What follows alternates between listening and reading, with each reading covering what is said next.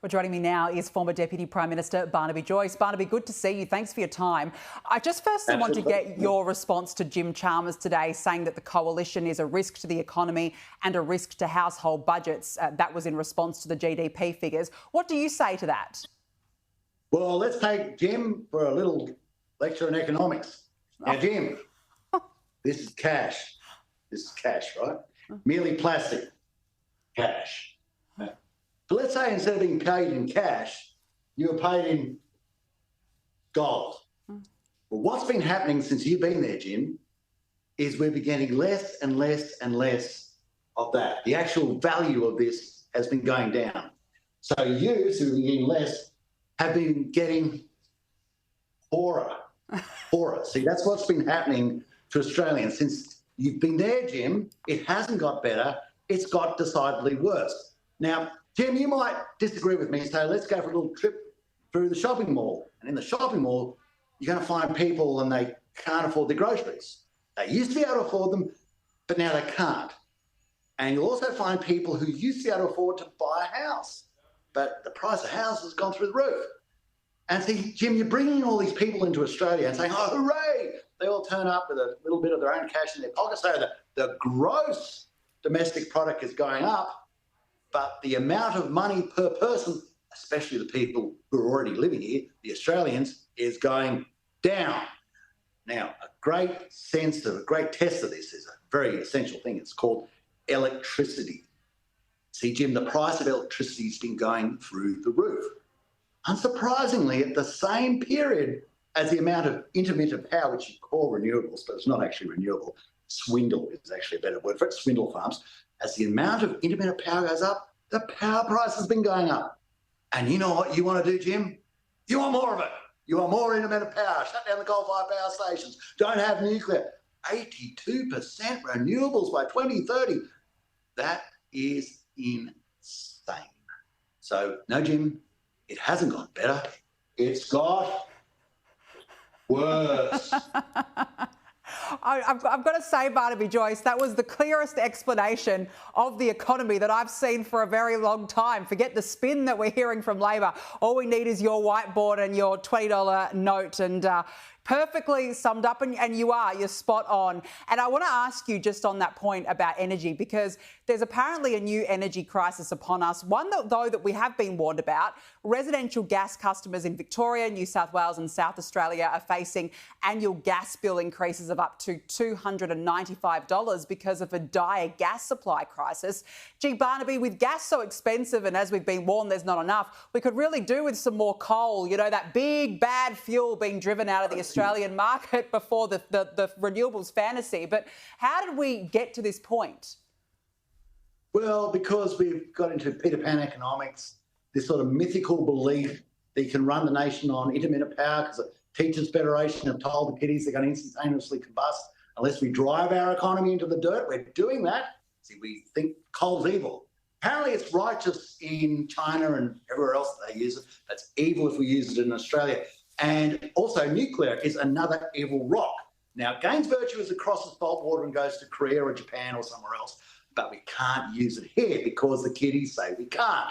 And so we're in this wonderland, this mythical wonderland, where us in New Zealand, we're holding out against the rest of the world. We're not going to use nuclear power because if you go down this path, you don't have baseload power, then the poor are the ones you kick in the guts. Because they're the ones you kick to the curb. They have nowhere else to go. So we have to get gas out. You have to get energy. You must have energy. Energy underpins everything in your economy. No energy, no economy. And if you mightn't believe me, you might think I'm a very bad school teacher. How about you believe every other major corporation that doesn't want to move any of their manufacturing to Australia? In fact, the manufacturing we've got is moving overseas. See, they would understand Mr. Bowen better than anybody else, and Mr. Chalmers and Mr. Albanese. And you don't see Crooks or Boeing or Siemens or Airbus or, I don't know, General Electric or Hyundai, Hitachi or Panasonic. None of them are moving their manufacturing to Australia because we are off our heads.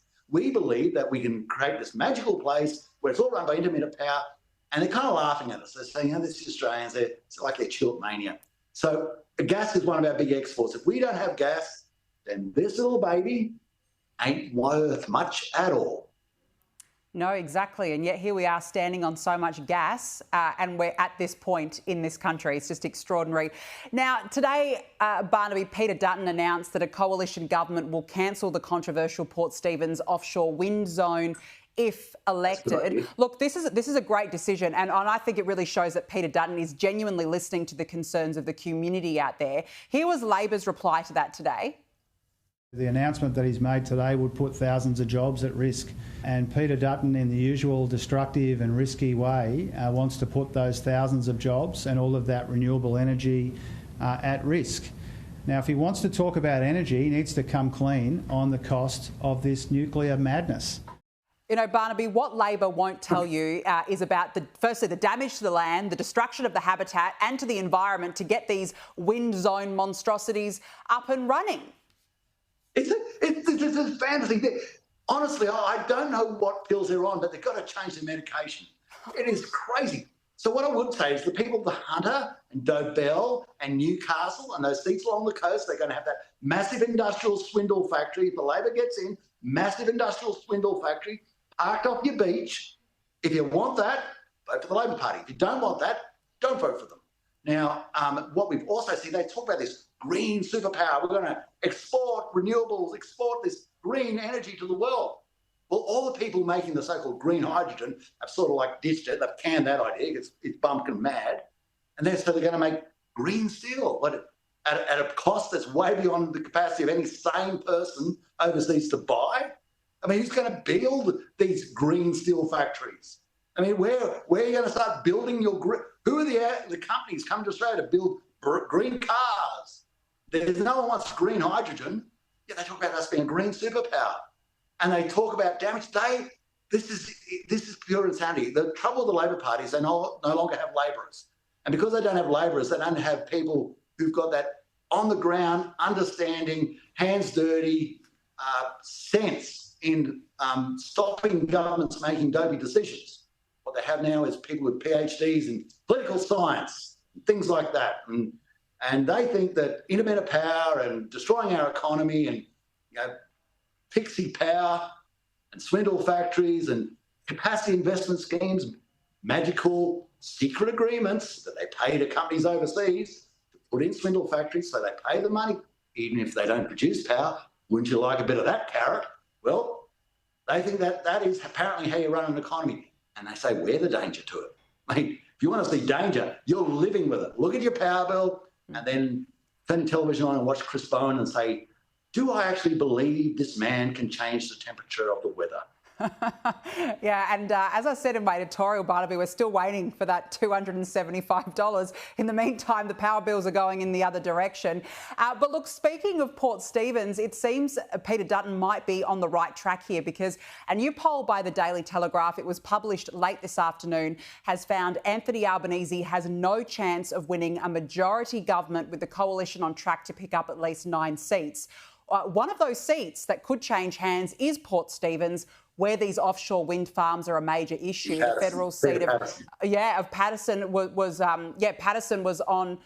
won by Labor, of course, at the 2022 election, 53 to 46. But if you have a look at this polling, it could swing the other way, 54 to 46 now in favour of the coalition.